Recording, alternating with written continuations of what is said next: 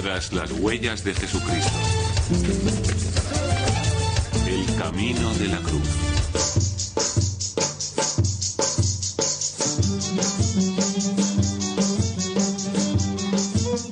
Jerusalén en el siglo I después de Cristo bullía de una muchedumbre de peregrinos religiosos durante el santo festival de Pascua.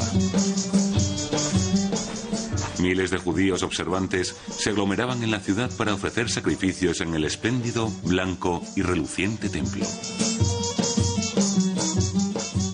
Originariamente construido por el rey Salomón, el templo había sido enormemente ampliado y embellecido por Herodes el Grande, que ocupó 2 valles y construyó enormes plataformas artificiales para albergar los sagrados edificios. Herodes amplió el templo hasta tal punto que se convirtió en el mayor espacio sagrado cerrado de su tiempo. Los visitantes de Jerusalén decían que, conforme se acercaban a la ciudad, parecía que había un segundo sol en el horizonte que relucía a la luz del sol. Mientras estuvo en Jerusalén, Jesús pasó gran parte de su tiempo en el templo, predicando y rezando con sus discípulos. Y fue allí donde hizo una sorprendente profecía. Al salir él del templo, díjole uno de sus discípulos: Maestro, mira qué piedras y qué construcciones. Y Jesús les dijo: ¿Veis estas grandes construcciones? No quedará aquí piedra sobre piedra que no sea demolida.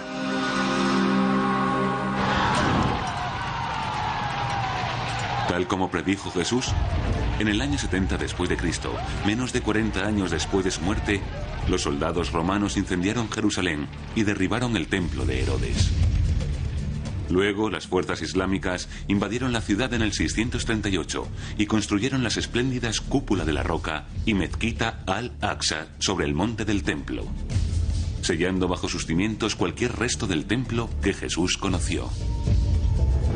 No hay pruebas visibles del templo de Herodes porque los romanos lo desmantelaron. Y en el lugar donde estuvo el templo ahora tenemos la Cúpula de la Roca. A menos que el edificio sea eliminado, no hay forma de averiguar dónde estaba el templo.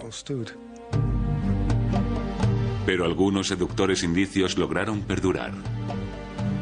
En 1838, el especialista en textos bíblicos, Edward Robinson, identificó una extraña obra de mampostería que sobresalía como parte de un arco del templo de Herodes.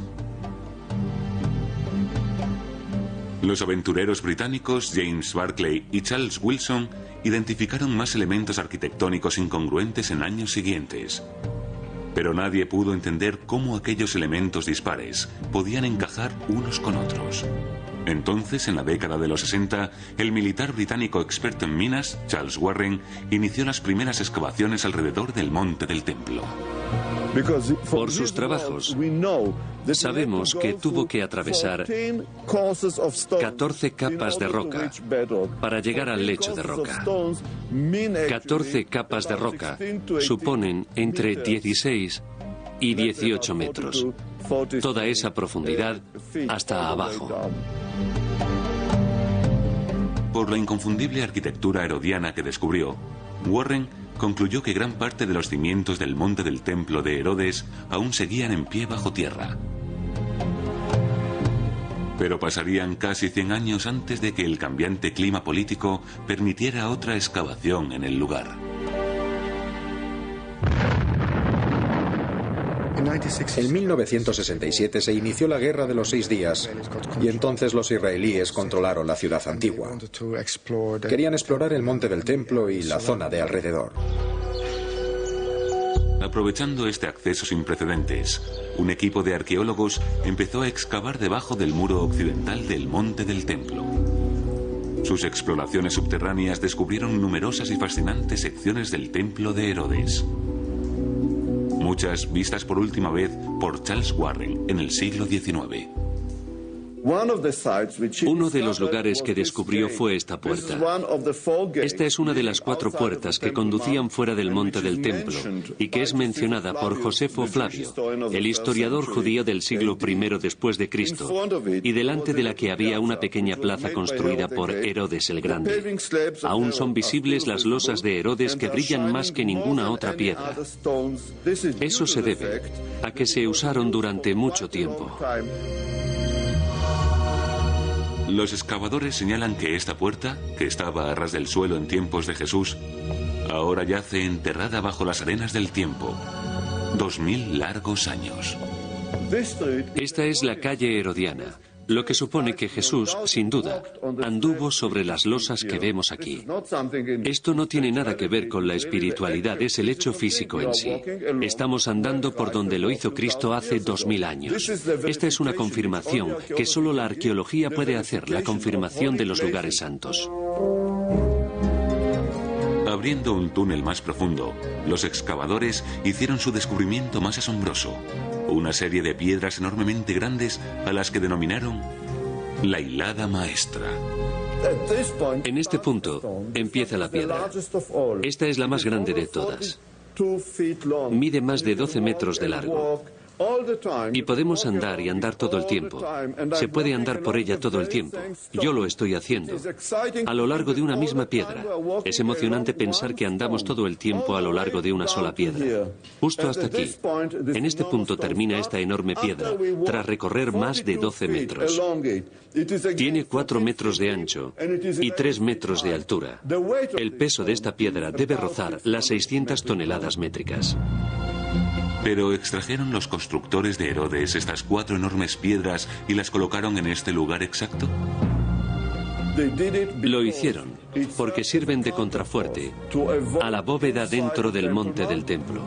No se usaron piedras tan enormes en ninguna otra parte, así que debió tener una razón muy poderosa para invertir todo ese trabajo en poner estas 4 piedras juntas. Mientras el equipo de Bach trabajaba bajo tierra, otro grupo de arqueólogos excavaba meticulosamente a ras de suelo alrededor del monte del templo.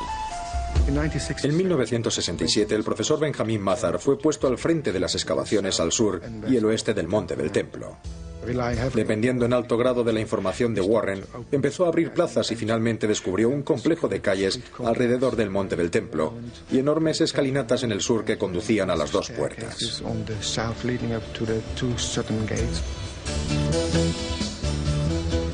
Podemos decir que Jesús subió por estos peldaños o que anduvo por estas calles. Eso es absolutamente cierto y le confiere una santidad especial al lugar. Cerca de las grandes escalinatas, los excavadores descubrieron pruebas de la destrucción romana del templo en el año 70 después de Cristo. Montones de piedras, arrojadas desde la parte alta del monte del templo, eran apenas otro recordatorio de la violenta destrucción. Un día estaba trabajando allí mirando hacia arriba cuando vi el entorno de un arco quemado en el muro. Los romanos debieron poner muchísima broza dentro de esas tiendas y prenderlas con una tea. Todo empezaría a arder dejándonos la huella del interior de las tiendas.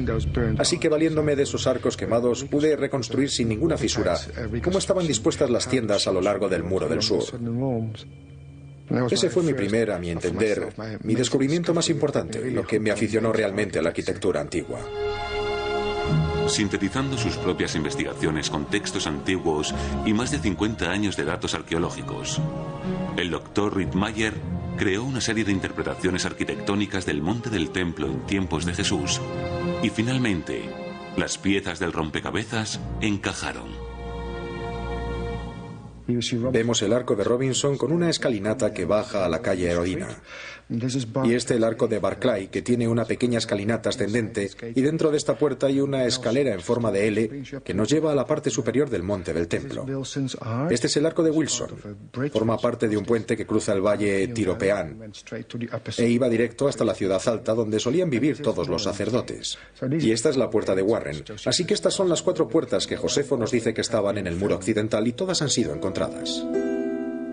Pero el trabajo de Rittmeyer no carece de polémica, especialmente cuando sostiene que el Sancta Sanctorum el edificio más grande en el templo judío, estaba en el lugar exacto donde se levanta la sagrada cúpula de la roca musulmana.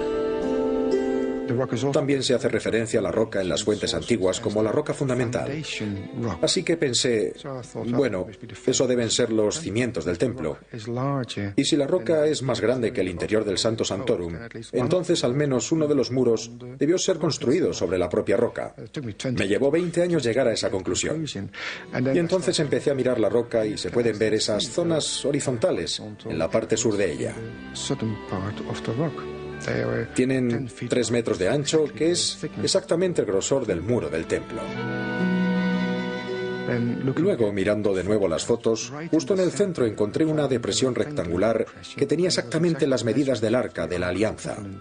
2,5 codos por 1,5. De modo que sabemos dónde se alzaban los templos de Salomón y luego el de Herodes, donde hoy día se encuentra la cúpula de la roca. Los hallazgos de Rittmeyer no contribuyen a disminuir la tensión entre judíos y musulmanes por el control del monte del templo.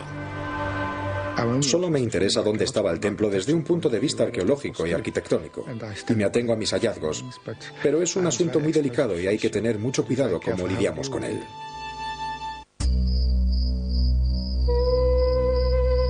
La noche antes de morir, las Escrituras nos dicen que Jesús compartió la cena de Pascua, o Seder, con sus discípulos. Durante esta última cena, Jesús introdujo la práctica que se ha dado en llamar la Eucaristía cristiana. Tomando el pan, dio gracias, lo partió y se lo dio diciendo: Este es mi cuerpo, que es entregado por vosotros. Haced esto en memoria mía. Sabiendo que podría morir, quiso tener una última cena con sus discípulos. Y claro está, habrían querido que fuera en la ciudad. Y el lugar tradicional es el cenáculo en el monte Sión. Aunque el cenáculo de la actualidad solo se remonta a la era de las cruzadas, muchos creen que señala el lugar donde tuvo lugar la última cena. Era una zona nueva y tendría que haber habido una posada o una taberna que alquilara salas para comidas. Eso es sumamente posible. Luego, en 1951, Jacob Pinkerfeld excavó alrededor de los cimientos del edificio del cenáculo y descubrió grandes sillares que identificó como pertenecientes a una sinagoga herodiana del siglo I. Pero estudios posteriores de un grupo de arqueólogos franciscanos llevaron a la sorprendente conclusión de que en realidad era la primera casa-iglesia judeocristiana de Jerusalén y el lugar de la Santa Cena. Pero algunos especialistas criticaron sus conclusiones. La gente dice que es herodiana porque tiene bloques herodianos en los muros. Sin embargo, esos bloques herodianos son reutilizados. No tienen ni el mismo tamaño ni la misma forma. Están rayados, cortados en las esquinas. Son, a todas luces, reutilizados en un muro bizantino. Así que no creo que haya pruebas arqueológicas de que el actual cenáculo esté en el lugar donde se celebró la última cena. Pero si Jesús no celebró la última cena en el lugar donde está el cenáculo, ¿dónde tuvo lugar la cena? Sorprendentemente, algunos eruditos ahora creen que la respuesta a esa pregunta es en ninguna parte. Afirman que el hecho nunca tuvo lugar. Creo que pasó después de Jesús. No creo que él institucionalizara la última cena. Cuando la última cena fue creada por la iglesia de los primeros cristianos, unió la vida, el pan y el vino, y la muerte, cuerpo y sangre, en una institución. Yo personalmente creo que la institución es totalmente correcta, pero no creo que fuera hecha por Jesús.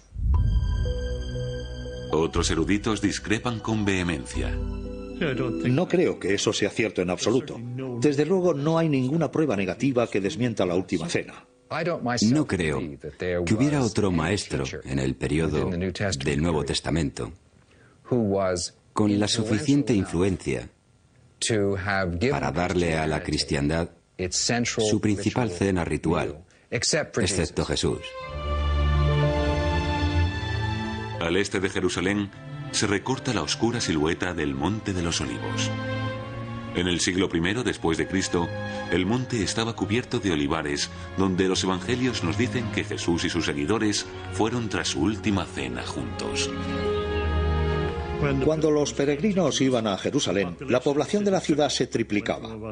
Pasaba de 50.000 a 150.000. Eso suponía que el espacio en la ciudad escaseaba. Los precios se ponían por las nubes y obreros pobres como Jesús de Nazaret no podían permitirse quedarse en la ciudad.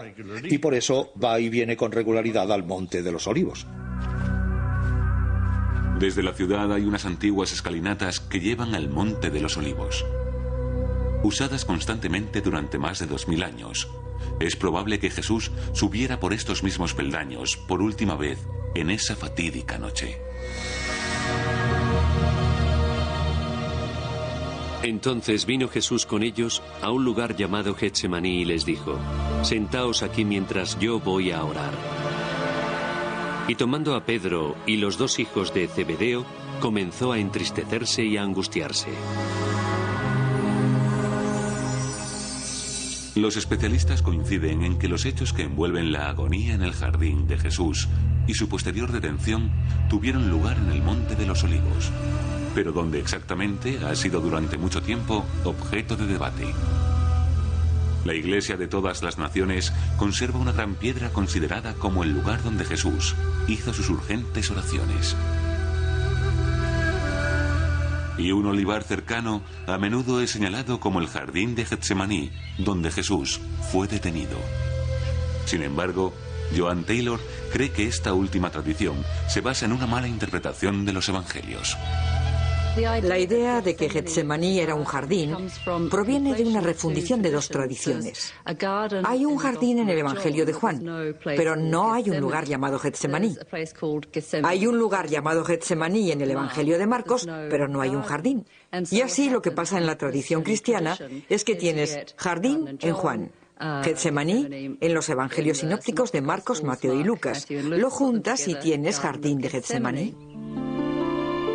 Puesto que la tradición que rodea a ese jardín solo se remonta a la Edad Media, la doctora Taylor propone que sería un mejor argumento proponer que la gruta de Getsemaní es el auténtico lugar de la detención de Jesús. En esa época del año, en primavera, hace mucho frío en Jerusalén, así que es muy poco probable que se durmieran al pie de unos olivos. Por eso creo que estaban en una especie de refugio. Se podría decir que estaban en una tienda, pero bueno, Getsemaní significa prensa de aceite. Así que, ¿por qué no estaban en una prensa de aceite? Habría sido de lo más normal que la gente acampara en esa cueva que no se estaba usando para prensar en ese momento.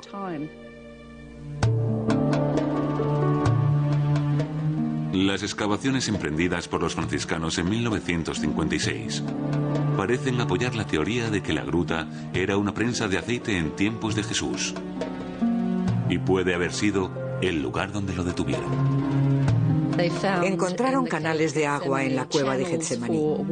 Hallaron una especie de agujero en un muro al fondo de la cueva que habría sido perfectamente apropiado para encajar la viga de una prensa de aceite.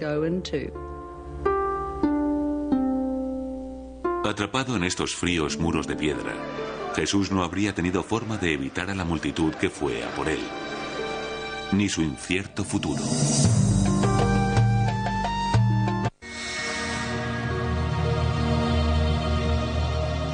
Los que prendieron a Jesús le llevaron a casa de Caifás, el pontífice. Los príncipes de los sacerdotes y todo el Sanedrín buscaban falsos testimonios contra Jesús para condenarle a muerte. En la actualidad, varios lugares en Jerusalén reclaman ser el lugar donde se alzaba la casa del sumo sacerdote, Caifás, donde se dice que tuvo lugar el juicio de Jesús. El más famoso es la iglesia de San Pedro, in Gallicantu, que alberga espléndidos sótanos de piedra que fueron supuestamente la prisión en la que Caifás recluyó a Jesús. Pero es una afirmación que ahora muchos eruditos creen falsa. Pedro in Gallicantu era la casa de una persona bastante acomodada en el siglo I, pero no creo ni por un momento que fuera la casa del sumo sacerdote. El sumo sacerdote era el equivalente de un primer ministro de hoy en día, en una zona aquejada de problemas. Y quien ponga su palacio a mitad de camino de una colina es tonto, para expresarlo con cortesía. Cualquiera que estuviera más arriba podría tirarle piedras, por ejemplo. Una casa más apropiada para un sumo sacerdote del siglo I podría ser la mansión palaciega, que está sobre una colina desde la que se domina el monte del templo. Sin duda este es el lugar. Esta es una vida de élite para gente de élite que en esa época era la clase sacerdotal. Excavada por Naaman Abigat en los años 70, la mansión palaciega nos ofrece una ventana virtual al opulento estilo de vida de los sumos sacerdotes en tiempos de Jesús. Me encuentro junto a un mosaico que cubre el suelo de esta habitación. Estos diseños geométricos eran típicos del llamado arte judío de la época. La ley ritual judía no permite la representación de objetos figurativos. No puede haber ni animales ni nada que sea creado por Dios. Lo que mostrarían serían simples diseños geométricos, pero hermosos ejemplos, sin duda, del arte de la época. Los excavadores se maravillan de los singulares detalles que se encuentran en toda la mansión palaciega, que dan fe del rango sacerdotal de sus antiguos moradores. Es la mansión más grande jamás encontrada en toda la tierra de Israel. Pero lo que la hace tan especial es que hay 4 mikvaos dentro del propio edificio. Eso es muy inusual. A lo sumo se encuentra un mikvao en un edificio. Ahora entramos en uno de los mikvahot, uno de los baños rituales que fueron uno de los rasgos distintivos de esta casa. Este es el más grande de la casa. Hemos llegado a una de las entradas y esto es muy importante. Hay 2 entradas a este baño que permite bajar a los impuros a la piscina y salir a los puros por el baño. Y eso le facilitaría su uso a los sacerdotes que trabajaban a diario en el templo. Aunque la mansión palaciega ofrece una inestimable crónica de la vida de las clases altas en tiempos de Jesús, los investigadores aún se preguntan si es esta realmente la casa de Caifás. Probablemente es una mansión que perteneció a la familia de uno de los sumos sacerdotes, posiblemente a la familia de Caifás. Pero cerca de aquí se encontró una casa, tal vez dependencias del servicio, en la que se encontró el nombre Catros, inscrito en una piedra. Es el nombre de otra familia de la clase sacerdotal. Y si esas son dependencias del servicio, a solo un paso de la mansión, entonces tal vez la familia de Catros, no la de Caifás, ni la de Anás, ni la de ninguna otra persona, vivía en esa mansión. Con mucho, la posibilidad más fascinante para la auténtica localización de la casa de Caifás se puede encontrar a la sombra de la iglesia de la Dormición. Las ruinas excavadas en los años 70 parecen ser las que más se ajustan a la localización de la casa de Caifás, descrita en textos antiguos. Pero el lugar también contiene obras de arte sorprendentemente poco sacerdotales. Las excavaciones de los años 70 dirigidas por Mighen Bashi desenterraron estas maravillosas casas llenas de frescos. Y lo sorprendente es que algunos de estos frescos no tenían lo que se esperaba, diseños geométricos y demás, sino representaciones de coronas de flores, pájaros y pequeños higos, y todo tipo de escenas que esperarías encontrar en una suntuosa mansión de Pompeya, pero no en Jerusalén, por la prohibición judía de las imágenes. Pero ¿quién podría ser tan descarado para hacer alarde de imágenes? O bien estamos tratando con aristócratas que se adaptaban al modo de vida extranjero, o lo hacemos con un sacerdote que tenía ideas distintas. Pero estos solo son meras conjeturas, porque no tenemos pruebas que relacionen estas estructuras con la casa tradicional de Caifás.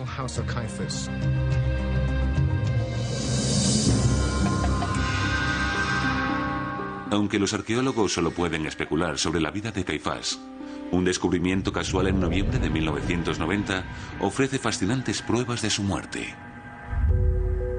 Durante la construcción de una carretera al sur de Jerusalén, los obreros desenterraron accidentalmente una cueva funeraria. Cuando el arqueólogo Zip Greenwood llegó a la escena, no tenía grandes esperanzas. Al principio, entrar en esta tumba no fue nada especial. Es decir, la arquitectura de la tumba, la disposición, el diseño y todo eso eran muy pero que muy típicos. Pero entonces entré en el osario. Los osarios eran un detalle muy común en las tumbas judías del siglo I. Tras dejar que se descompusieran los cuerpos en bancos de piedra en la cripta, los huesos se recogían y se ponían en estos arcones decorativos de piedra caliza. Encontré los osarios y vi que estaban inscritos, y ese es un fenómeno inusual. Me llevó otra semana o 10 días limpiarlos e intentar descifrar qué estaba pasando. Y de pronto lo desciframos y vimos que era el nombre de José, el hijo de Caifás. José, claro está, no es un nombre poco común, pero Caifás es un nombre sumamente raro.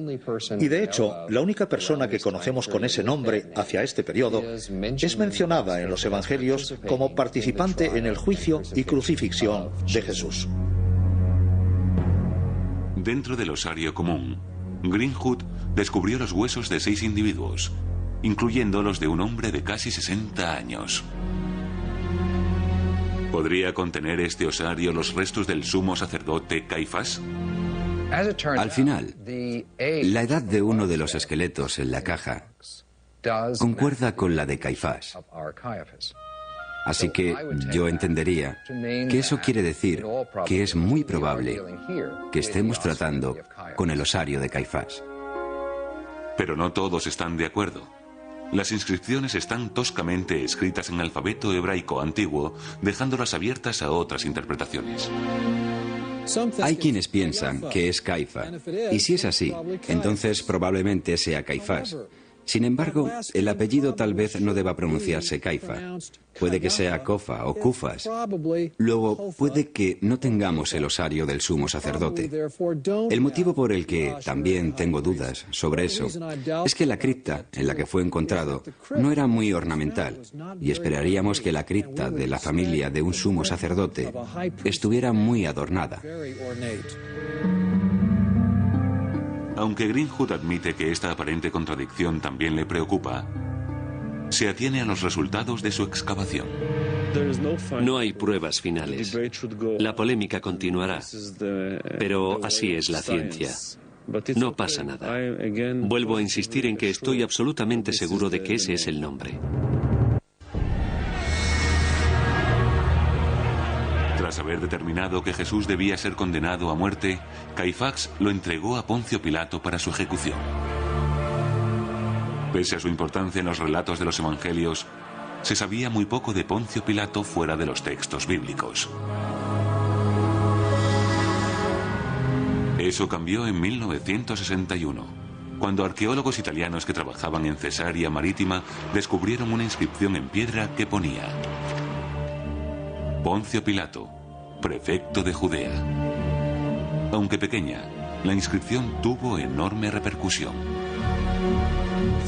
Esta es la primera vez que tenemos el nombre Poncio Pilato y la única en la que hemos tenido ese nombre en una inscripción que date de esa época. Lo más importante acerca de esto es que había objeciones en el campo académico sobre su título. ¿Era prefecto o procurador? Y la inscripción resolvió ese problema. Era efectivamente prefecto, lo que le daba más poder que a un procurador. Como prefecto, podía condenar a muerte a personas, como hizo con Jesús. Los evangelios nos dicen que Jesús compareció ante Pilato en su pretorium o cuartel general. Durante el transcurso de la historia cristiana, ese pretorium llegó a estar asociado con la fortaleza Antonia. Así llamada por Marco Antonio, la fortaleza de 4 torres se erigía sobre una colina desde la que se dominaba el monte del templo antes de que fuera destruido por los romanos en el año 70 después de Cristo.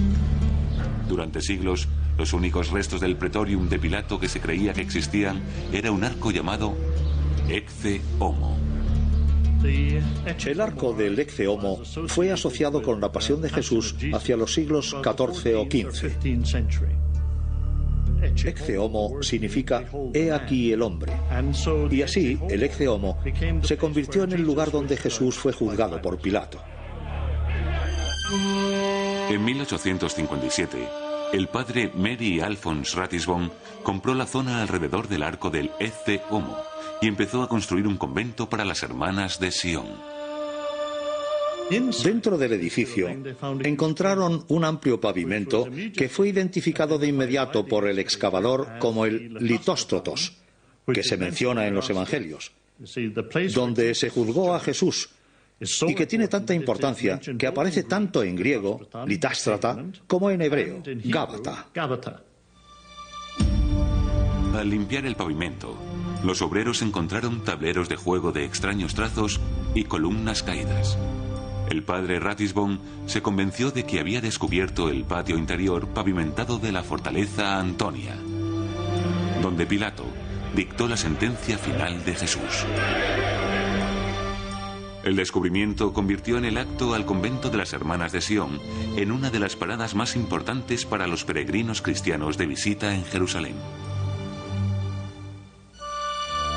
Luego, a finales de los años 60, nuevos estudios del arqueólogo padre Pierre Benoit plantearon algunas preguntas inquietantes sobre el arco del Ecce homo. Cuando Pierre Benoit estudió el arco, discrepó de que fuera la entrada de la fortaleza Antonia. Sostuvo con mucha convicción que era un arco triunfal del siglo II después de Cristo, que había sido erigido por el emperador Adriano cuando destruyó Jerusalén y en su lugar levantó la ciudad romana de Aelia Capitolina. Muchos indicios contenidos en el arco parecían confirmar la nueva datación del padre Benoit. Lo que queda del arco es mucho. En primer lugar podemos ver el arco principal, y los arcos triunfales típicos del siglo II después de Cristo siempre tienen tres puertas. Dos puertas pequeñas que flanquean una grande. Aquí podemos ver la grande, que continúa hacia el interior del monasterio de las Hermanas de Sion, y también uno de los arcos más pequeños. Podemos ver que cuando se construyó el monasterio de las Hermanas de Sion, pusieron aquí la inscripción Vía Dolorosa. Y cuando pasamos al otro lado, desde aquí podemos ver la cara bonita del arco y dos piedras sobre él que son romanas originales. En la de la izquierda, la que está más cerca del monasterio, aún podemos ver algunas letras que indican la fecha, que es finales del siglo II después de Cristo. En los años que siguieron, un estudio más riguroso del famoso arco contribuyó a aclarar aún más su edad y su función. Yves Brun reconoció que este no era un arco triunfal, sino que era más probable que fuera una puerta de la ciudad del siglo I. De modo que ahora se cree que se trata de una puerta en la llamada Tercera Muralla de Jerusalén, que fue levantada hacia el año 40 o 41 después de Cristo, unos 10 años después de la Pasión. Benoit remontó el llamado pavimento del Litóstrotos a la misma fecha del arco del Ecce homo y estableció que ni formaba parte de la fortaleza Antonia, ni tenía nada que ver con la vida de Jesús. Para los fieles cristianos, las revelaciones de Benoit fueron un duro golpe, pero demostraron ser apenas el comienzo. Basándose en los indicios de los textos históricos, la mayoría de los historiadores ahora creen que el pretorium donde Jesús compareció ante Pilato no se encontraba en la fortaleza Antonia, sino en el palacio de Herodes. No hay duda de que el sitio lógico para que tuvieran lugar los juicios no es la fortaleza Antonia, que era una especie de cuartel.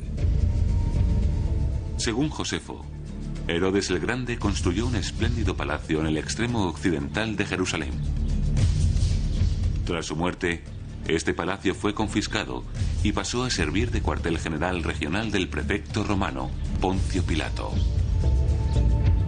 ¿Pudo ser ese el lugar donde estuvo el pavimento o Gábata, donde Pilato condenó a muerte a Jesús? Gábata significa punto elevado, y en un uso absoluto es el punto más elevado de la ciudad. Por eso creo que la mayoría de los especialistas sostendrían que hoy día Gábata significa la ciudadela, cercana a la puerta Jaffa, que era el lugar donde estaba el palacio de los reyes judíos, que luego fue ocupado por Pilato, y que entonces el pavimento hay que buscarlo en la zona de la ciudadela, alrededor de la puerta Jaffa.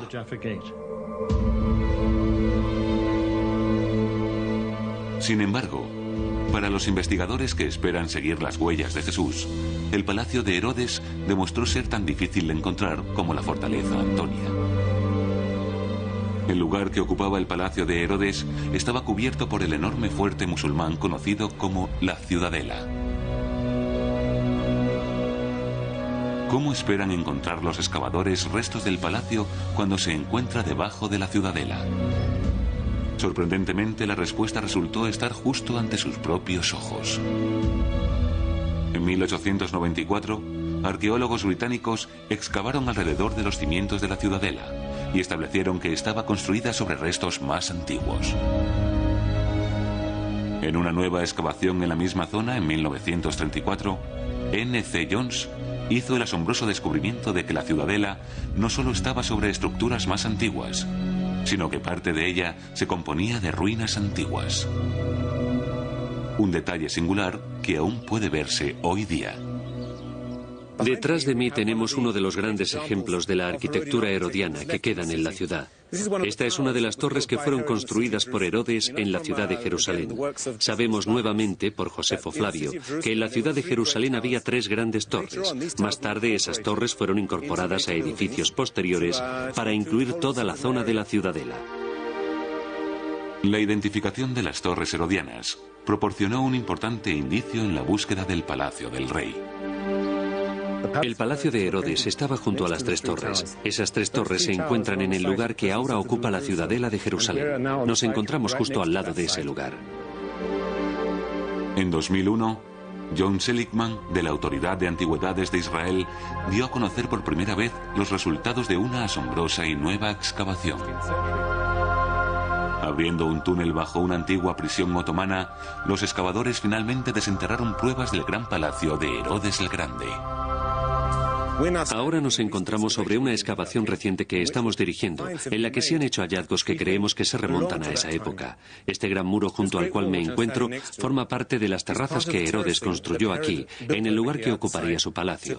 Uno de los rasgos distintivos más importantes del trabajo de Herodes fue la construcción de amplias plataformas sobre las que construir sus palacios.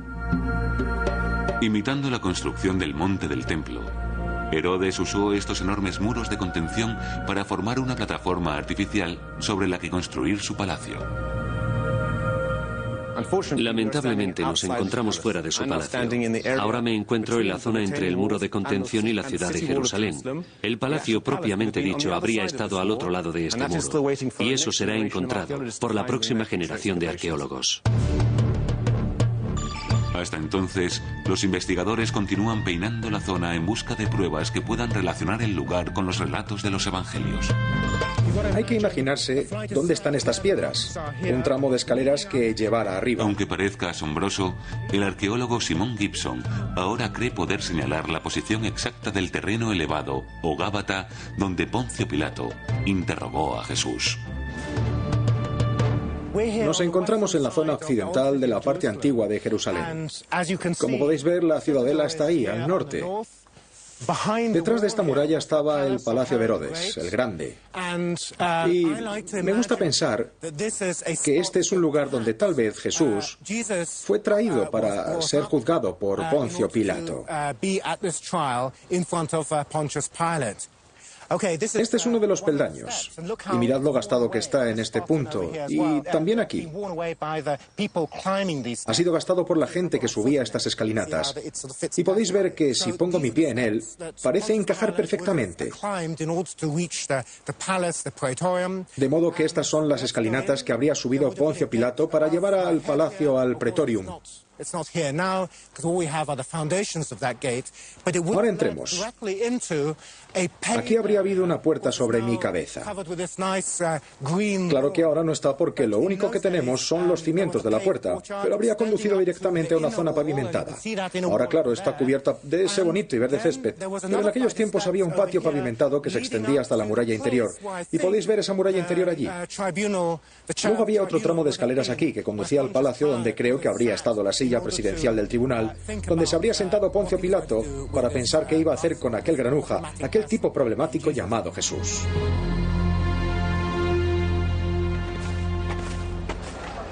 Todos los viernes por la tarde, los peregrinos cristianos toman parte en el Camino de la Cruz, o Vía Dolorosa, que conmemora el viaje final de Jesús, desde el lugar tradicional del Pretorium al Gólgota, donde fue crucificado. A la luz de descubrimientos arqueológicos recientes, hay quienes empiezan a cuestionarse la exactitud de la ruta. No se puede afirmar bajo ningún concepto que la Vía Dolorosa actual sea histórica. Empieza desde el punto equivocado y, claro, una serie de episodios de la Vía Dolorosa no se basan en el Nuevo Testamento, como el de Verónica secándole la cara, por ejemplo. Fueron una elaboración de la devoción popular en la que la certeza histórica no tiene cabida.